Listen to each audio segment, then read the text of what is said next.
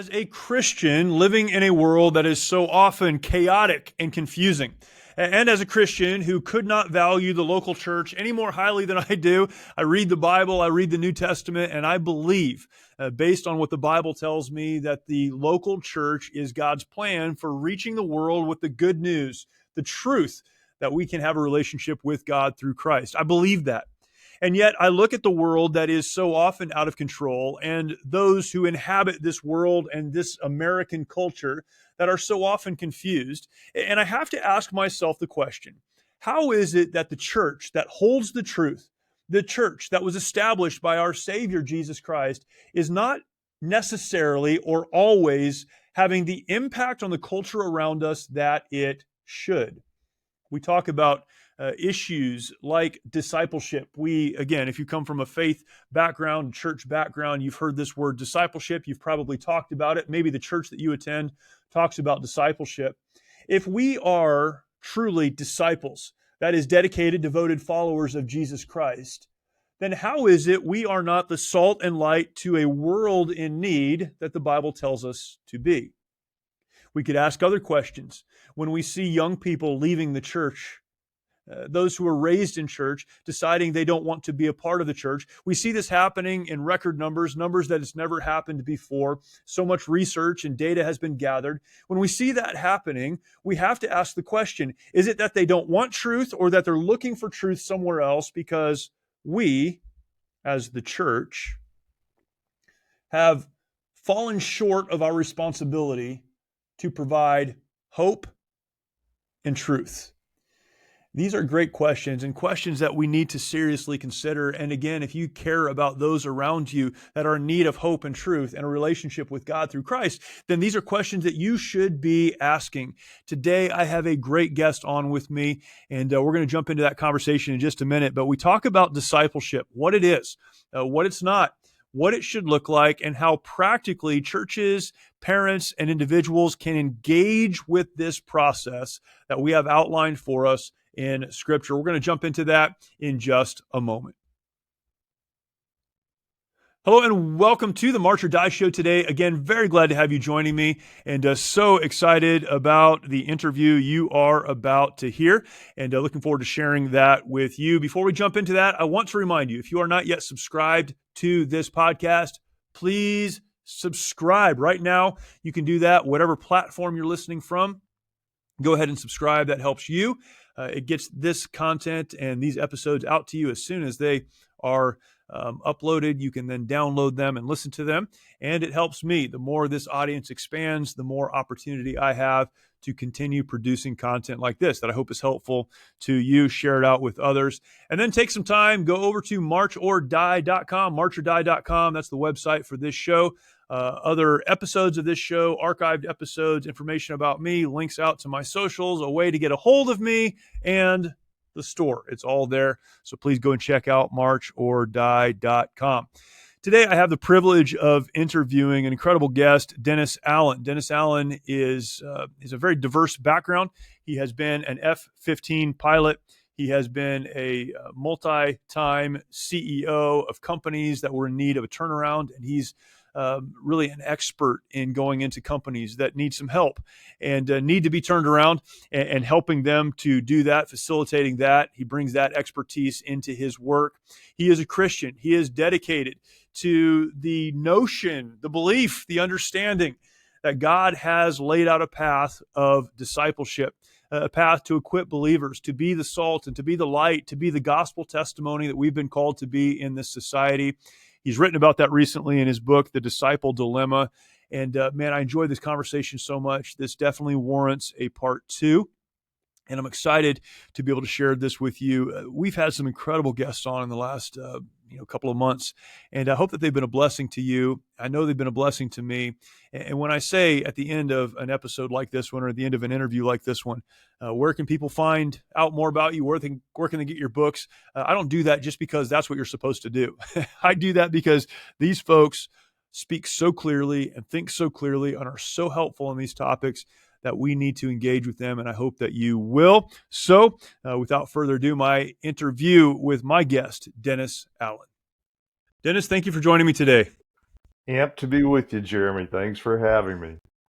I'm very excited about this conversation, and I told you just a minute ago there are so many different directions I think that we could go, and so many different areas I'd like to jump into. But I want to stay focused before we get into kind of the heart of what we'll talk about today. Your book, The Disciple Dilemma, and really navigating church life in America. I think there are a lot of questions there, and a lot of people trying to understand that. I'd love for you to run us through. I don't know about your resume per se. You've done some incredible things. Um, Chief executive officer a number of times, a number of companies. You work as a consultant to companies doing turnarounds, which is its own big conversation. We probably need to do a whole podcast on that at some point. Other organizations that you work with, you have been a pilot in the military. I mean, there's so many different things that you have done. I'd love to hear kind of how you got to the point where now you're talking about these questions of discipleship in church and functioning, thinking as a Christian in the world that we live in. What's your background like? What's your upbringing? How did you get into the work that you're doing? Well, having been someone who crept your website, right, and I checked you out a little bit. So I think we might have a very similar kind of conversation, which is that God's got a tremendous sense of humor when he takes Yeah, the right. material that I'm offering up to him and takes us into the lives that we've been in. And you've had a life, brother. You've had double combat duty, both as a pastor, which is its own world of combat, as Sure. well as the bullets flying in combat as a Marine. And so thanks on both sides of that for serving Christ. So if I were just to describe it, my take line usually is that my life looks like an attention deficit disorder. When you look at my resume, because Right. a lot of different things. I had a tremendous fascination wanting to fly. I felt that this was a burning passion from the point where a number of men who had walked up to me and said, "You're going to follow Christ, and you're going to follow Christ in a way that makes a difference." When they started pouring into me that, suddenly, for reasons that I can't completely explain to you, I started saying, I want to go that way. And I went that Yeah. way, got Yeah. into the flying business. From the Mm. flying business, again, with the Lord's, I use the term sense of humor quite seriously here. I had a group of doctors one day call me on the radio while I was flying my jet, right? I was the only guy in the jet, a single seat airplane. They said, "We don't know where you are, but bring that airplane home and bring it home very gently." And it was a heart condition that killed Pistol Pete Maravich. It killed Oh, yeah. Yeah. a lot of athletes. It's just basically the muscle walls of your heart getting too big. And that killed my flying career. And so I Wow. found myself sitting around and wondering, well, here Yeah. we are. I'm married. I've got a brand new baby son, and my military career just came to a screeching halt unless I want to sit behind a desk, which I didn't. So Yeah. I headed Yeah. off into the commercial world. Some more mentors in my life started pushing me and pouring into me, and the business world came about, and I got to be involved. Now, as I joke, a dark-hearted Wall Street capitalist help turn around corporations that are struggling and failing, and that sort of opens up our conversation on where I'd like to take this with churches and discipleship. Yeah. When you went through that time, and it is very similar. So, I pointed my life toward military service and said I would never go in ministry. And God does have a sense of humor, right? Don't tell God what you're not going to do. I think that's the joke, but it's true. But I do think God brought all of those pieces together in my life. I don't think it was, for me at least, it was, me running from God or something like that. I think it was those pieces needed to be in place so that eventually I could do the work that he has me doing now. And I think sometimes we can look at our past decisions that we made, things that we got involved in, time that we spent in a career or relationships, and think that maybe it was wasted somehow. What was that all about? We can ask those questions. When you transitioned, you couldn't fly anymore and you had to transition into something else. Can you talk about that a little bit? Because I do think it's important for people to be grounded in the sense that I see this as a loss, but God's going to use it somehow. God's going to do something with that. What did that do for you? Yeah, this is it's that Joseph's moment where you go, the circumstances of life have thrown some evil at me, but God's going to convert it to good. I think the Right. one of the great missing components, Jeremy, that I notice among Western Christians is this loss of the instinctive grasp of sovereignty of God. The idea that Yeah. we're Yeah. not dealing with a God who's really just sort of kind of wringing his hands and hoping, oh man, can Jeremy just make the left turn here and the right turn there? And Right. Right. oh my goodness, as opposed to. So for me, the day that I got the call, you're done, it's over, I had a tremendous amount of what I call circumstantial grief about the fact that I love flying. And I really Mm. enjoy, I was flying with some of the coolest believers in Christ, Jedi Knights in my jet, right? And Yeah. it's all done. And suddenly I'm just washed out, except I was, for some reason, and I go back to people who were pastors in my life and disciple makers in my life who built some reflexes into me that said, when the really bad stuff happens, in your case, it might be when the bullets start flying, but in my case, when Mm. the wings started getting ripped off, there was this echoing tape in my head saying, this story's not over yet. And that became a path that got me out of a very deep canyon. Yeah, that's good. When did you become a Christian? When did faith become important to you? My dad dragged me down when I was 8 years old to the Baptist church that we attended, exasperated that he and mom's continuous attempts to try to disciple and develop this rebellious, snotty nosed kid wasn't working. And they put me in front of Reverend Clifford Kissinger, who spent a lot of Saturdays with me, Yeah. helping me get the idea, you're really broken and busted. No matter how innocent you think you are as an 8-year old kid, and for some reason, which I can't explain also, this is again the mysteriousness of God, I began to get the idea, I really am busted. I really am broken. Mm. And the only way I've got any hope out of this problem is either A, Reverend Kissinger's lying and it's all going to be okay, Right. or this guy, Jesus, actually is kind of weird, kind of different. That was the Yeah. beginning. But I would also tell you that was as soon as I became a Christian, I got what I'd call classic Western Christian disease, which is my life spiritually went inert. I checked the block. I'm now a believer. All's good, right? And I'm done. Yeah. When did you make a decision? And I talk about this sometimes too. When I'm asked this question, when did you become a Christian? I'll point to, when I was 5 years old and I knelt next to my parents' bed and prayed with my dad. That's when I became a Christian, and I remember, and I really did. I put my faith in Christ, but I didn't make a decision to follow Christ until I was an adult. And there was a moment, and I remember the moment. Was there a moment? Was it a process? When did you make the decision to be a disciple, a follower of Christ? I love the way you set that question up, Jeremy, because uh, this idea of optional lordship, where we get Hmm. saved and then we're good, we don't need anything else, we don't want anything else. Heaven Right. forbid, should we be obligated with anything else?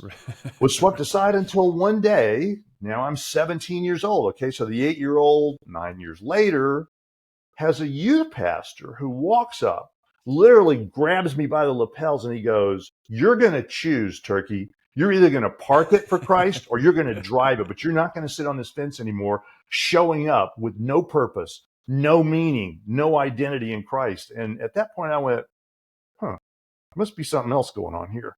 And Yeah. the journey began with a top gun in my life who started dragging me along as a 17-year-old saying, here's what Mm. it means to be a bondservant, a doulos, bankrupt, only pulled out by Christ, following him. And as the Old Testament says, what does it mean to not veer to the left or the right? Now, I still veer to the left and the right a lot. I get in the ditch a lot, but that's our calling, right? To be a follower. And so Yeah. they began building that muscle memory in me, the training, the reflexes, the instincts that said, this is what a follower of Christ is like. And I think that point, 17 years old, is where the journey really Yeah. following started taking off.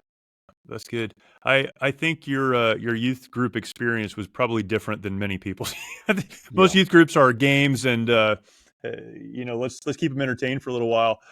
But that's what at that point in a person's life, at that kind of inflection point between 17, 18, kind of the early 20s, you need that person to step into your life and say, hey, it's time to make a decision for Christ. And as we look at it today, statistically, if you get into the sociological data, and there's quite a bit of it, it's quite good. recent books, Michael Graham, Jim Davis, The Great De-Churching, one source people can look at. The other one, when you start looking at Pew, Barna, IPPR, even the Yeah. Humanities Index in the UK, 90% of the people in the pews have never had that experience of being discipled. Someone saying, you are coming with me and we're going to start the walk, not just I got saved, but the walk of day-to-day real life living outdoors with Christ. Even today, 80% of pastors admit in these very large, well-done studies that they've never been discipled either. Yeah, man, that's fascinating. It's funny, we become cultural Christians. I saw a video this week.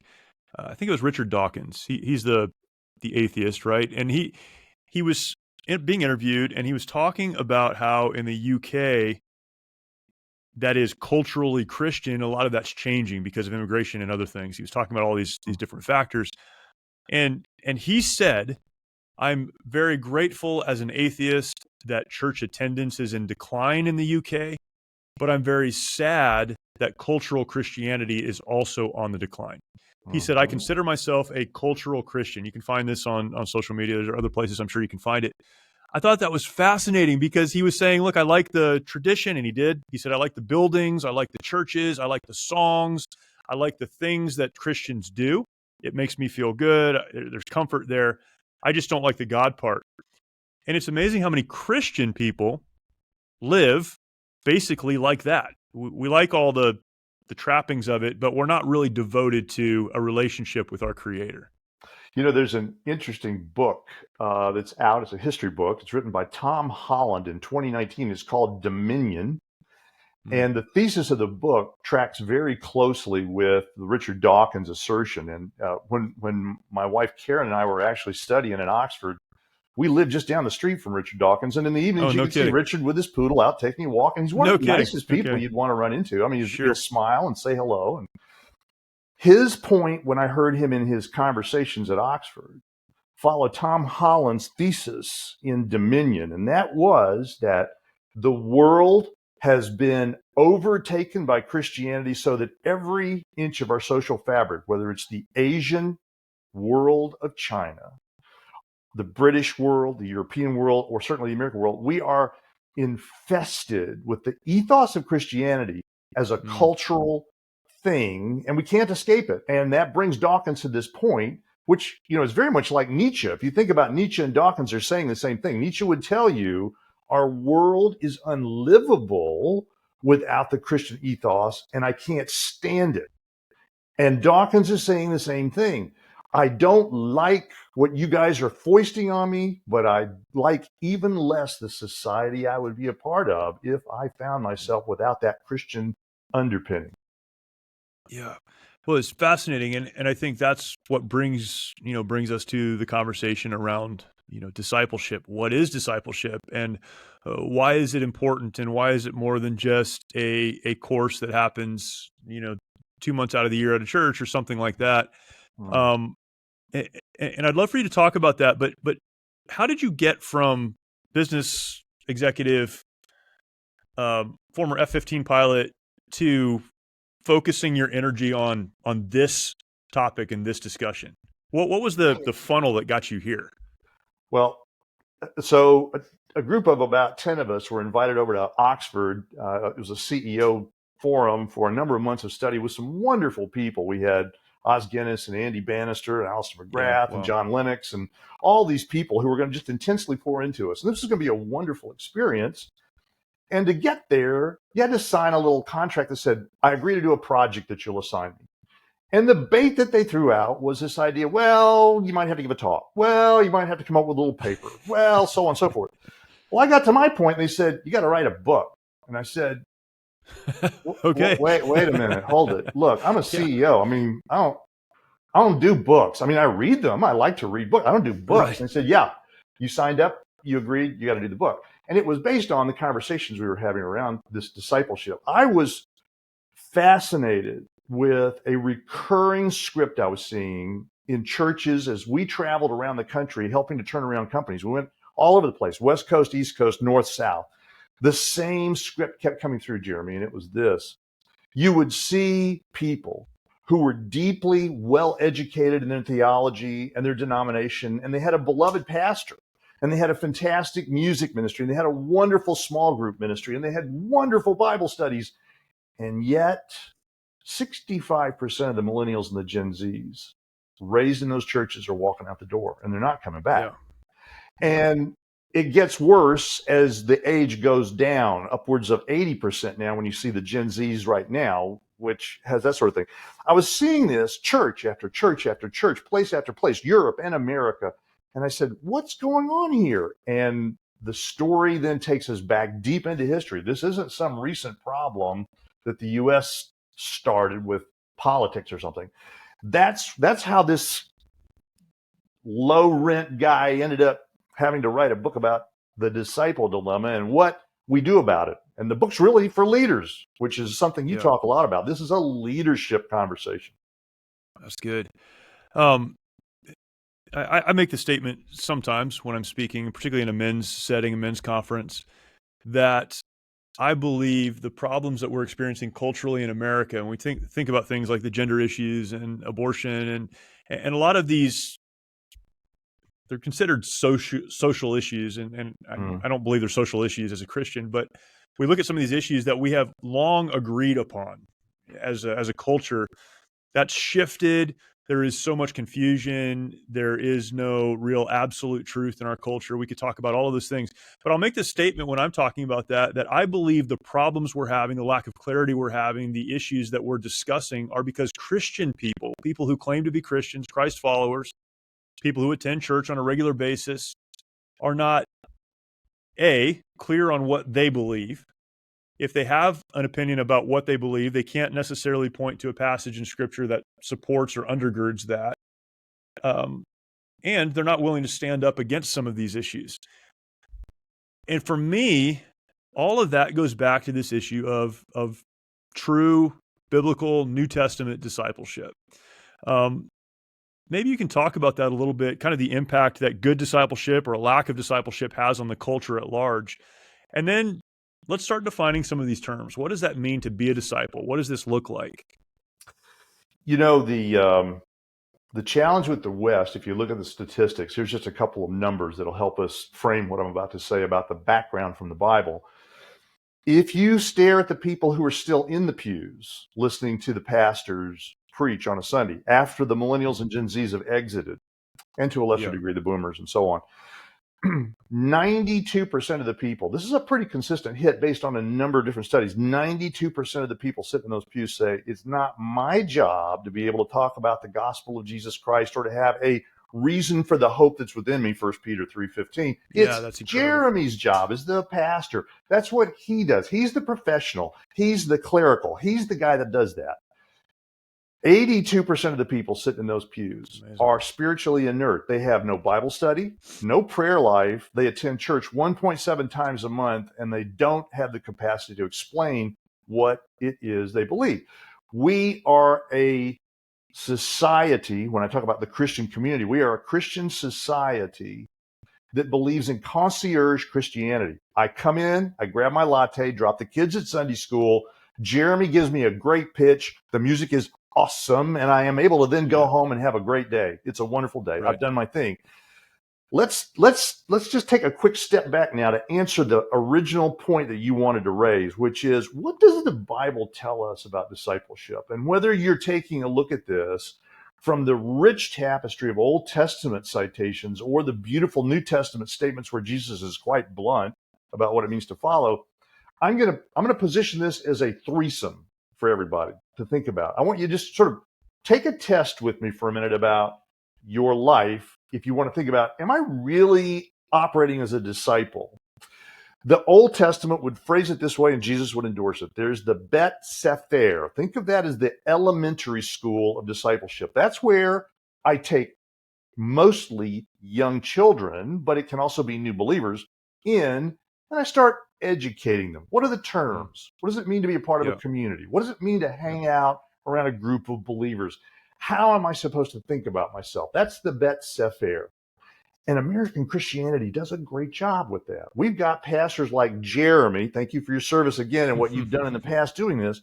preaching fantastic sermons. You hit the web for resources in the Christian world, rich, deep, Right. beautiful stuff we can pick up, as well as some junk Right. here and there, right? But it's there for us. We have Bet Sefer nailed. There's two other pieces to think about. Now, here comes the test for you to think about. There's a thing called the Bet Midrash. That's basically vocational tech school for a disciple. That means somebody, not mom and dad, somebody walked up to you and said, "You're coming with me." As I might in the vocational world say, Yeah. I'm going to teach you how to weld or how to cook or how to fix a car.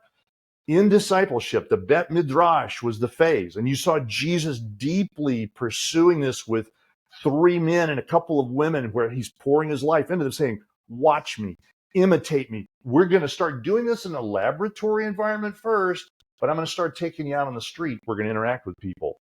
Have you ever had anybody ever do that for you? If you haven't, you finished elementary school, but you don't have a trade yet. And that brings us to the third point, and then I'll shut up. The Bet Talmud. And that is where the Votech coach is taking me out into the world. We're interacting live with other people around us. And eventually what I notice is Jeremy, my coach, he's starting to fade back, and I'm out on point. I'm out doing the job with people. He's cheering for me, and he's sending a wingman, a buddy, a colleague alongside me to go off with me and to start making more disciples to do that. Bet Sefer, we're great. Bet Midrash, not so great. I think 90% don't get that. Bet Talmud, the next 8% don't get that. So that's my first pitch. When I first started in ministry out of the Marine Corps, one of my first jobs was discipleship pastor, and I was Wow. part of a growing church. It was a church plant, and we were trying to have a discipleship program, right? And so I looked at a lot of curriculums and some great curriculums, very informative and helpful.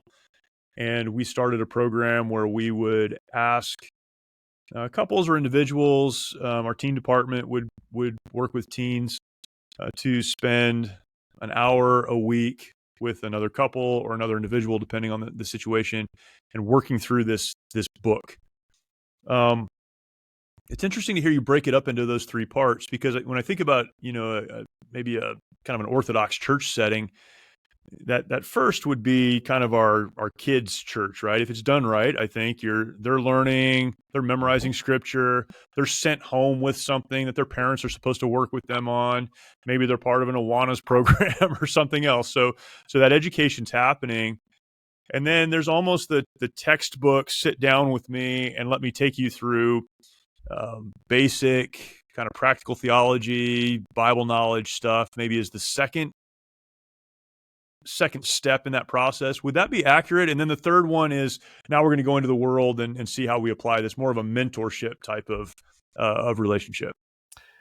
Yes, I would say that one of the things that we tend as Americans to do, we keep thinking, Jesus got this pretty much right, but we need to upgrade this a little bit. We can improve on what Jesus said. That's kind of the mentality we get into, which is mass production discipleship, which is an oxymoron, right? The idea of, in the disciple dilemma, we had a term we called herd community, which is, if you just slosh enough Christians around in a room, disciples emerge, which is crazy, right? A small group of 10 people probably has a 5% chance of that Votech, one beside the other, really showing you how to weld going along. I mean, and when you start thinking about larger groups, it gets even more difficult. Seminars don't make disciples. Seminars are things disciples do. Worship doesn't make disciples. Sermons don't make disciples. They are vitamins for disciples. They are wonderful things for disciples, but that's not discipleship. My discipleship is when Jeremy comes up to me and says, "You're going to come with me. You're going to learn how I answer and interact and walk alongside other people who don't think like we do. And when you can start imitating me, now you've graduated Votech, and it's time to go out of the lab and get into the real world and start doing that." That's a pitch I'd throw back. Yeah. It's again, it's interesting to think about, and I think about this in even a military context. I think about the Marine Corps. I was an infantry officer, so the process for an infantry Marine is they go to basic training, whatever that looks like in the in the branch that they're in. They learn the terms. They begin to understand how to function in that community, in that environment. And then from there, they go to a school that teaches them how to do their job, whatever their specific job is. And then in the infantry world, you end up in your unit. Well, what that means is you train a lot. So you take what you learned, the basic knowledge that you had, and now you apply it hopefully in live fire scenarios, and there's some movement, and you're doing all of the training all of the time with other people who are further down the road than you are. They've experienced this already in the last 25 years. We have a lot of combat veterans who can walk you through what this looks like in real life. And once you get that, again, in a world as broken as ours, you end up in a place where the tracer rounds are coming back your direction, right? And that's the practical application of those first two steps. And I've never thought about it like that exactly, but really that is kind of the natural learning process. It's very basic. It moves into more advanced and a lot of moving parts, and you've got someone who can help you work through that. But at some point, the point is to get out into the world and, in that context, fight the fights, I guess. But as Christians, to live the life God's called us to. If I took you to Quantico and I gave you the best books and I gave you 3,200 YouTube videos to watch, and then I gave you a gun and dropped you off in Baghdad and said, good luck, how would that go, right? Most people, not well. Yeah. Most people would head for the foxholes, or they just go hide. Right. I needed Jeremy to take me into the streets of Baghdad. Yep. And that's, I think, where you're going with this conversation. We need to think about this. Yeah. And in the Christian community, this is my pitch, my plea. If you are over the age of 15 and you've been a believer for more than a year, in other words, if you qualify for a learner's permit and you've been a believer for a year, you're a leader. Your job is to be a disciple who makes disciples. And in that, there's your metric right there. Disciples who make disciples who make disciples. It's not disciples who are members of a church and are inert. It is disciples who make disciples who make disciples. Our society cannot hope to generate statesmanship in a secular context. If we're going to make a conversation about rescuing America's ethos, the cultural foundations of America, the disciples, using the method that Christ gave us, one-on-one over years, and that multiplies rapidly, there's where your statesmen will come from. There's where your citizens come from. There's where the people who can listen to people who don't tolerate them well can tolerate people and then start showing them the reason for the hope that they have within them. That's good. So when we think about all of that, I've been involved in church ministry, both on a staff. I was a senior pastor for a while. I'm a part of a larger church now. And I've never been I personally have never been in a church environment where discipleship wasn't talked about and preached on and pursued in some way, right? It becomes very challenging, I think, for a church to really address this. Part of it is manpower. It's, who are these folks that are helping other people? It's all of these questions. What would this look like, or what does this look like in a church setting? Is this something that can happen outside of church? Practically speaking, how do you see this playing out, or how should a leader in a church environment, a Christian leader, see this playing out? Let me start with that very good question about how leaders should think about this. But for those of you who don't consider yourself to be a leader, remember we just blew that away a moment ago if you're a believer. Sure. But hang on, because this is coming for you as well. The primary problem that we face in Christianity today, this is Dennis's statement. Jeremy can either delete this and or your angry tirades at him or his fault for letting me say it, are the following. All churches and all believers have exactly the same mission, the same why, the same reason that we exist. That is, we are to be followers of the Most High God who make followers of the Most High God. That's our role. Everything else is a symptom. Loving other people, a symptom. Worship, a symptom. Mission trips, a symptom. Ministry, singing, praise. All of this is a symptom of being a follower of Christ, a surrendered follower. So with that statement on the table, when I talk to churches, here's what I say, because I get this question a lot. What is it exactly you expect us to do? And by the way, I don't want to lose my job with whatever it is you're about to say. Right. You first, guys. You have to go first. If you aren't willing, even if you've never been discipled, if you aren't willing to take on a wingman and or a student and begin this walk to show that you believe in this. If you don't do it first, you can't build the culture, the DNA, the glue, the atmosphere of that church to be able to say, that's who we are. That's what we do. If you can't do it yourself, you can't build a culture. If you can't build the culture, you can't pursue the mission. Yeah. That's Man, that's step so one. good. And if you Yeah. aren't a leader, if you don't think you're a leader, well, here's the ambush. Your job is to go find somebody, either as a wingman, just a peer who's with you saying, let's go into the neighborhood together, or our workplace together, or our community, or our recreation together, and let's be two disciples serving, and then go find some others who will come with you, follow you. That'd be my toss on that one. Yeah. When you look at different communities, around the world, um, it seems like, again, you described this so well, but kind of the Western church model is dropping the kids off and the great music and the coffee and the rest of it.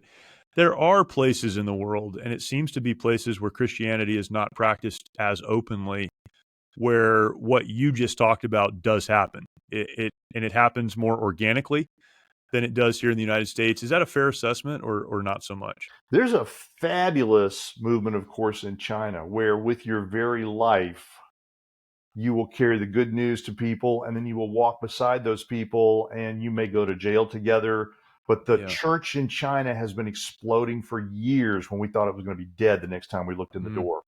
The UK, United Kingdom, I've spent quite a bit of time in the Oxford area and the London area, and I'm going to tell you, you don't go to church in the UK unless you're serious. I mean, there's a few right. graybeards that are still there, Mm, just because that's what they always did with a habit pattern. But when you find the 45 and downs that are sitting in those pews and singing the hymns, they're there because they're called to Christ. I think we're beginning to see some revival work going on there, and places in the U.S. as well. Examples I would toss that a lot of you would know would be Francis Chan, looking at how he stepped sure. away from the mega environment and started building the house churches that would be disciples who make disciples who make disciples. Yeah.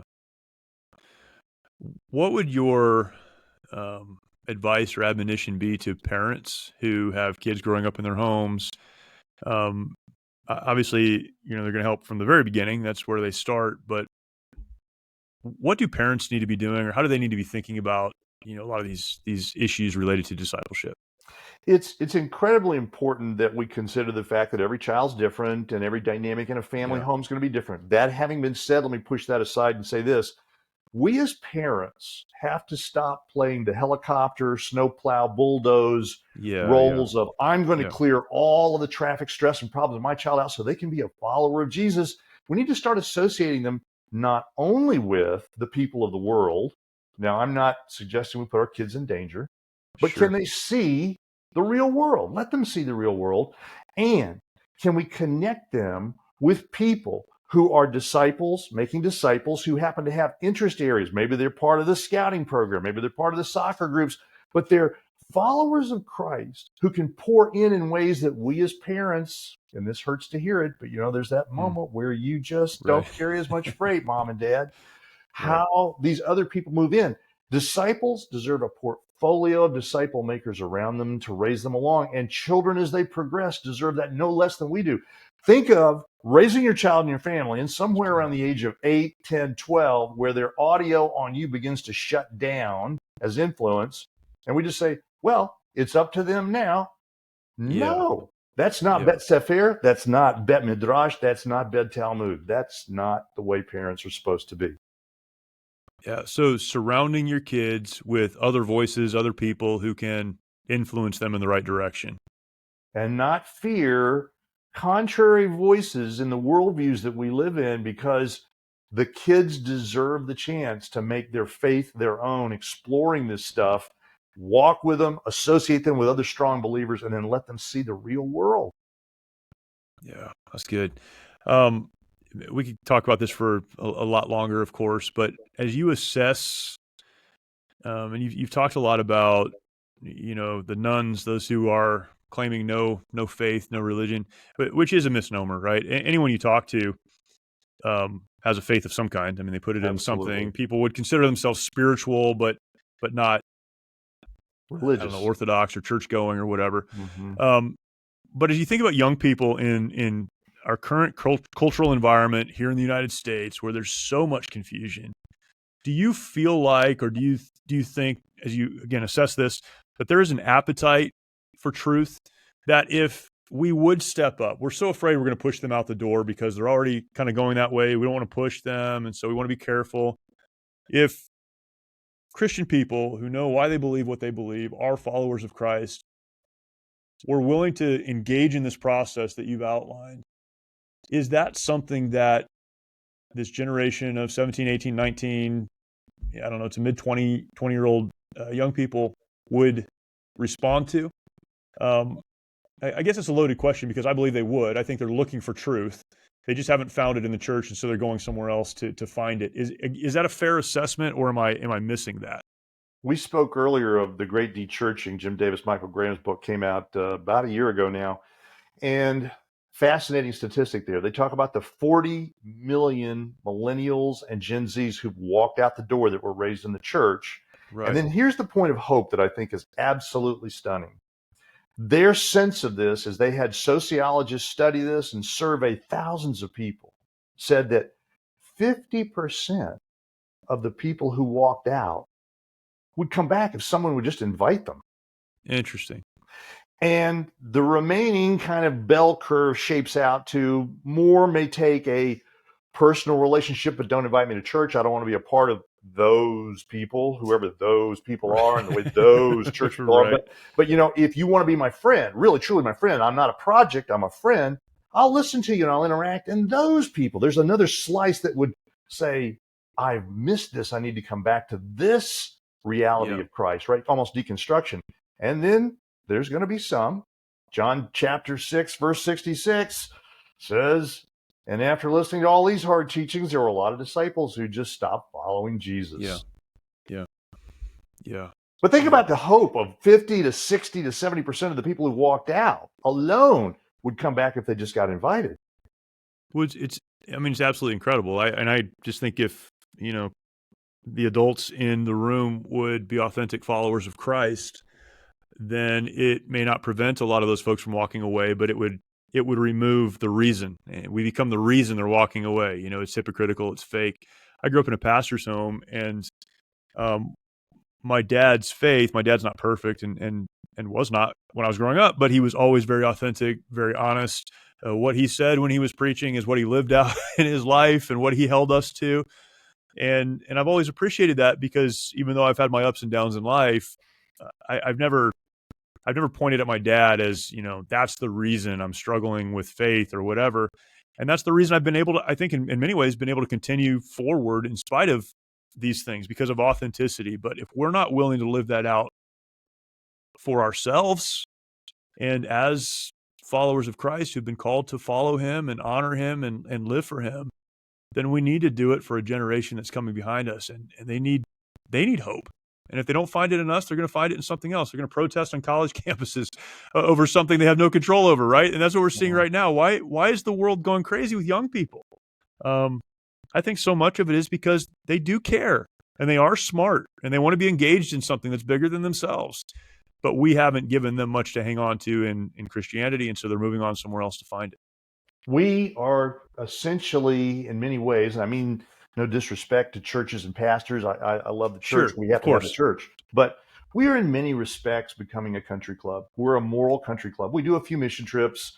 We like each other a lot, but we're very intolerant of a lot of people. Right. Those people, we need to cancel those people and get them out of our way, because if they were out of the way, Christianity would be great. And the young people are looking at us and going, why can't I just be a part of a running club and have the same stuff, except I don't have to get up on a Sunday morning, right? And or feel guilty. or feel guilty about this. So this is our call, folks, that as individuals, most of us don't have a pulpit. Most of us aren't a politician giving out policy statements. Most of us are living life alongside everybody else, and that's our job, to connect deeply, love these people with the agape love of Christ. Individually, as human beings, have a wingman. Do I have a wingman? And then am I going out and connecting with other people to invite them to meet this Jesus, who he is, what he is? That's identity, purpose, and meaning. And that is what Gen Z and millennials are hungry for. Man, that's so good. Dennis, where can people follow you, but find your book and a lot of the other resources? You have a podcast, you have a YouTube channel, all those things. How can people find you and follow you? Yeah, we're going to get you on there because we've got some things to Yeah. talk about this, Jeremy, very soon. www.thediscipleddilemma.com is our website. You can find the same thing, Disciple Dilemma, on YouTube, Instagram, Rumble, LinkedIn, Facebook, so on. The book's in all the usual suspect places. And I guess as a deal, if you want this, I'll toss you over a dozen free download codes for some Kindle versions of the book, and people want that, and you can toss it any way you want to out there. Awesome. Yeah, that's incredible. Well, I have believed this for a long time, and I believe it now. That discipleship is really the path forward, not only for the church, but for this generation of very confused people around us, and probably more importantly, it is the New Testament model of Christianity. It's fascinating. I keep ending. This is like my third ending right here that we've come back to. But it's fascinating. If you walk through the book of Acts, there are the phrase, and then there were added to the church, and then there were added to the church, and then there were added to the church. And somewhere, and I forget what chapter it is, and then there were added to the church is not seen anymore. It becomes the phrase, and then the church was multiplied. The believers were multiplied. So we go from addition to multiplication, and that's through that process that you just laid out, because the first century church, the church, built from or out of the disciples who followed Jesus Christ, they understood that, and they did it right, and we need to continue to do that as well. But man, thank you so much. Again, I could talk on this. We're going to talk some more. So part 2 over on your channel. But I really appreciate the conversation. Thank you for coming on and for having it. Thanks for your ministry, Jeremy, and all you're doing with Mighty Oaks. Very grateful for that conversation with Dennis. Please go and get his book, The Disciple Dilemma, and follow him. Go to his website. He gave all of that information, and we'll have that in the show notes below as well, so you can check that out. Thank you for doing that. Really do appreciate you listening. And again, I do my best to bring on great interviews like this one, great guests like this one, and to have good conversations that I hope are a help to you. And if they are, subscribe, share the content out with others. That would all be fantastic. We do this to be a blessing and a help to you. Go over to Life Audio, lifeaudio.com. You'll find other great podcasts like this one and wonderful conversations there. Really appreciate your time. Thank you again for joining me today, and I look forward to talking with you next time.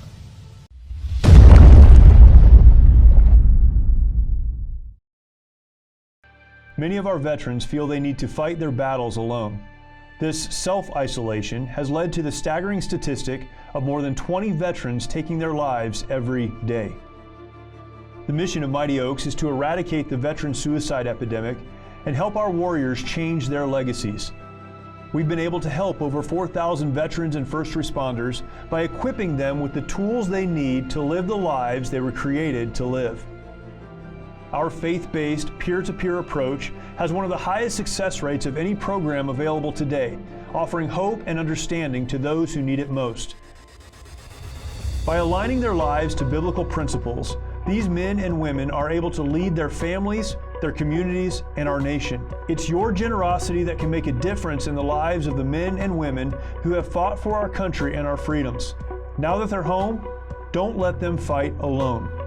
Learn more at mightyoaksprograms.org.